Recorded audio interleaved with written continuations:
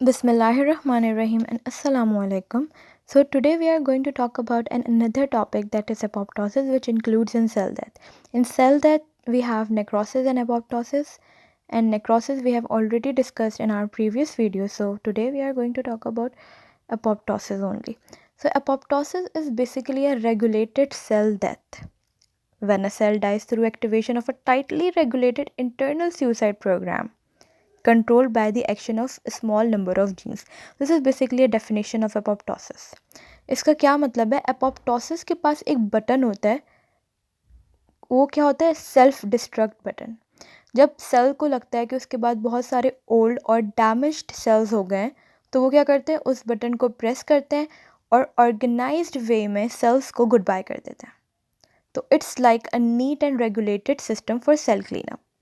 तो इसमें 3 चीज़ें आ गई. एक तो regulated cell death, suicide program control by genes, and then selective elimination of unwanted cells, जो कि हमारे पास हमारे इंट्रायूट्राइन लाइफ में, जो कि फीटस में जो नॉर्मल हमारे पास डेवलपमेंट हो रही होती है, उसमें भी अगर सेल्स जो है एबनॉर्मली प्रेजेंट हो या ज़्यादा हो रहे हो, जिनका कोई काम ना हो, मतलब अनवांटेड सेल्स हैं, तो वो एलिमिनेट हो जाते हैं. तो these are basically apoptosis regulated cell death.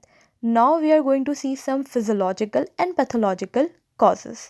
तो फिजियोलॉजिकल कॉजेज़ हमारे पास वो कॉजेज़ होते हैं जो कि नॉर्मली बॉडी का नॉर्मल मैकेनिज्म चला रहे होते हैं. in which we have firstly programmed cell death. Programmed cell death I have just mentioned कि वो हमारे पास एक एम्ब्रियोजेनेसिस का प्रोसेस चल रहा होता है हमारी इंट्रायूट्राइन लाइफ में, फीटस में. जब भी कोई अनवांटेड सेल्स होती है, उसकी एक प्रोग्राम्ड या फिर ऑर्गेनाइज्ड वे में डेथ होना उस सेल की.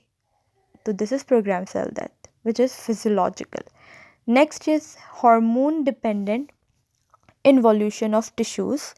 ये भी हमारे पास अडल्ट ऑर्गेनिज्म से बेसिकली हो रहा होता है, जिसकी एग्जांपल हमारे पास सबसे बेस्ट है मेंस्ट्रुएशन. मेंस्ट्रुएशन हमें पता है कि हमारे यूट्रस के सेल्स जो होते हैं वो क्या होते हैं, वो हमारे यूट्रस की लाइनिंग बेसिकली जो एंडोमेट्रियम होती है वो शेड ऑफ होती है in the form of blood. वो भी तो हमारे पास टिश्यूज़ और सेल्स ही होते हैं ना, वो in the form of blood हमारे पास या in the form of menstruation हमारी बॉडी से स्क्रीड आउट हो जाती है. ये भी एक नॉर्मल फिजियोलॉजिकल मैकेनिज्म है. और ऐसे ही हमारे पास लैक्टेशन में हो रहा होता है, जिसमें हमारे पास लैक्टेटिंग ब्रेस्ट की रिग्रेशन हो रही होती है. Again physiological change. Next is cell deletion. Cell deletion in proliferating cell population, जैसे कि इंटेस्टिनल एपिथेलियम होती है. इसकी अगर मैं बात करूँ तो हमारे पास इंटेस्टाइन कॉन्स्टेंटली ग्रो और डिवाइड हो रही होती है, तो उस चीज़ को बैलेंस करने के लिए ओल्ड और डैमेज सेल्स को रिमूव करना पड़ता है. तो ये हमारे पास सेल डिलीशन, ये भी एक फिजियोलॉजिकल कॉज हो गया. न्यूट्रोफिल्स हमारे पास एक्यूट इन्फ्लेमेटरी रिस्पॉन्स में इस्तेमाल होने वाले सेल्स होते हैं. इनकी डेथ होना फॉर यूज़फुल पर्पस, ये भी हमारे पास एक फिजियोलॉजिकल मैकेनिज्म है, जहाँ पे death of cells that have serve their useful purpose, जिसमें न्यूट्रोफिल्स की एग्जांपल आती है. ये हम एक्यूट इन्फ्लेमेशन में आगे डिटेल में पढ़ेंगे कि किस तरह से. अभी ये एक फिजियोलॉजिकल कॉज में इंक्लूड होगा. So these are basically all the physiological causes.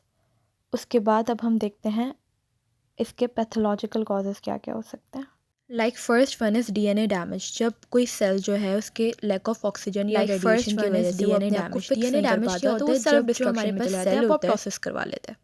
Next is misfolded protein. Like proteins की एक अपनी स्पेसिफिक शेप्स होती हैं, अगर वो इनकरेक्टली फोल्ड हो जाएं तो वो फिर ये डिसाइड करते हैं कि it's better to shut down.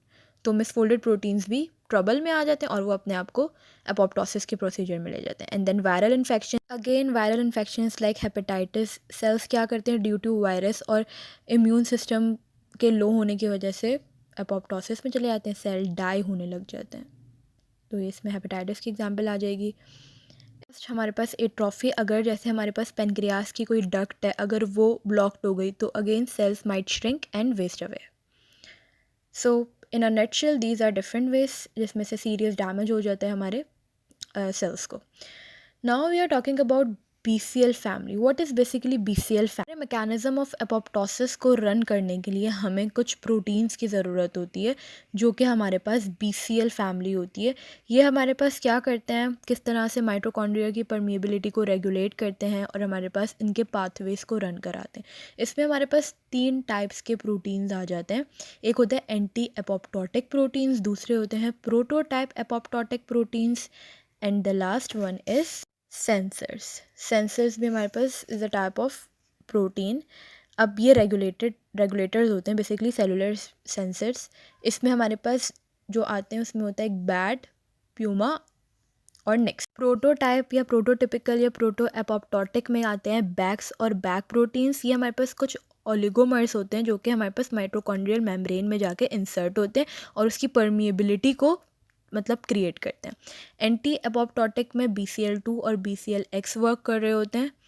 तो अब इसमें देखते हैं कि हमारे पास मेन जो रोल होता है वो होता है प्रोटो एपोप्टोटिक प्रोटीन्स का, जो बैक्स और बैक होते हैं ये हमारे पास मेनली रन कर रहे होते हैं एपोप्टोसिस के मैकेनिज्म में, जिसमें 2 फेजेस आते हैं। एक तो इनिशिएटर फेज होता है जिसमें जो कैस्पेजेस होते हैं, जिसमें कैस्पेजेस बेसिकली हमारे पास क्या होते हैं कि हमारे पास इनएक्टिव प्रोएंजाइम्स होते हैं जो कि फिर प्रोटियोलाइटिक क्लीवेज से एक्टिवेट हो जाते हैं और फिर ये हमारे पास एज अ मार्कर यूज़ करते हैं जो कि एपोप्टोसिस बेसिकली करवा रहे होते हैं। तो इसमें हमारे पास इनिशिएटर और एग्जीक्यूशन फेस आ जाता है जिसमें कैस्पेजेस 9, 8, 10 होते हैं और एग्जीक्यूशन में 3 और 6 होते हैं।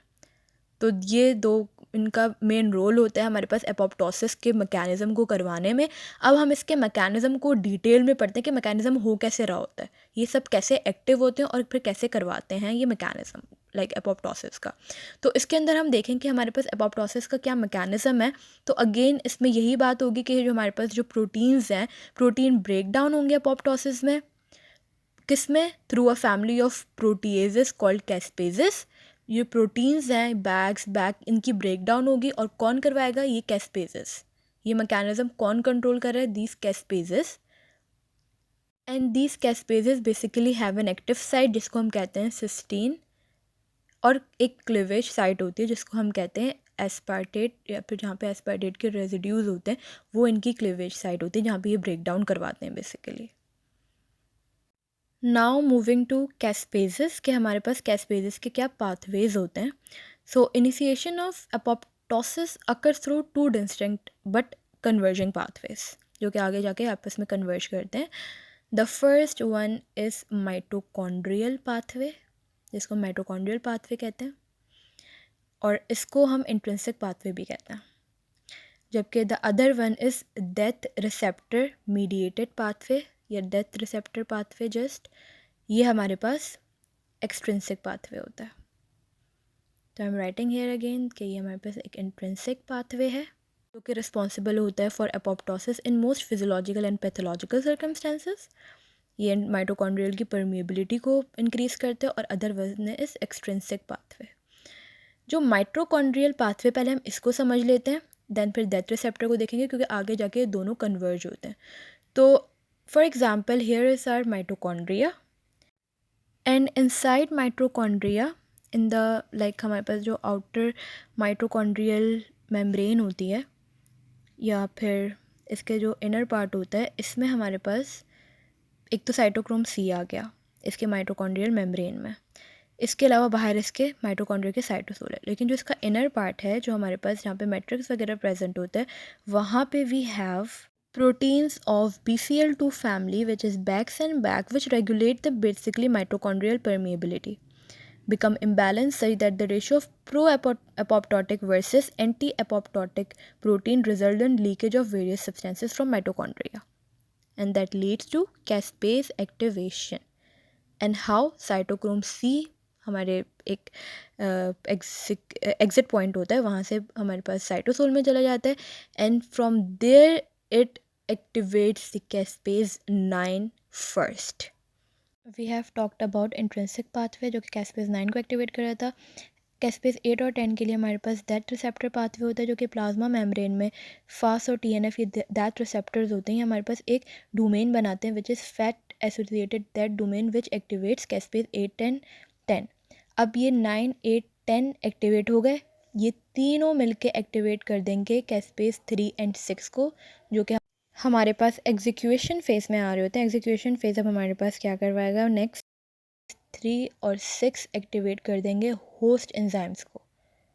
उसके साथ साथ मैक्रोफेजेस को, मैक्रोफेजेस का काम होता है टू क्लियर द डेब्रिस, इन सबको एक्टिवेट करेंगे। उसके बाद हमारे पास कुछ एंजाइमेटिक एक्टिविटीज़ होंगी जिसमें कौन कौन से एंजाइम्स हमारे पास इंक्लूड होंगे, DNA एंडोन्यूक्लिएजेस, लाइपेजेस, फॉस्फोलाइपेजेस, ये सारे एंजाइम्स एक्टिवेट हो जाएंगे और वो वर्क करेंगे एपोप्टोसिस में, और एपोप्टोसिस का मैकेनिज्म हमारे पास यहाँ पे कंप्लीट हो जाएगा. This is how apoptosis occurs. Quick review: caspase-9 activates in mitochondria, 8 and 10 activates in plasma membrane. वो एक्टिवेट करते हैं 3 and 6 को, enzymatic activity होती है and apoptosis हो जाता है. So that's all. Thank you so much.